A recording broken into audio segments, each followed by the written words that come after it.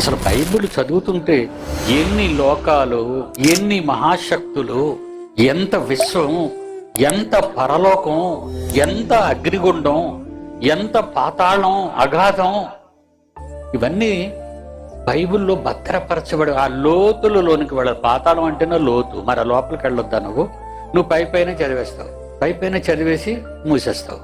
ఇక నువ్వు అక్కడ నేను తీసుకెళ్దాం అంటే నువ్వు దూకడానికి ఇష్టపడటం లేదు. రానాయనా, నేను చూపిస్తాను రా. తండ్రి గెంతేశాడు చీకట్లోకి. తండ్రి పైన వెలుగులో నిలబడ్డాడు, వాడికి అంతా కనబడుతుంది, కానీ తండ్రి పిలుపు వినబడుతుంది కానీ కనబడటం లేదు. తండ్రి అంటున్నాడు, గెంతునైనా నేను పట్టుకుంటాను. ఏమండి, ఏ కొడుకు గెంతితే తండ్రి వదిలేసి పారిపోతాడండి? క్యాచ్ పట్టుకుంటాడు.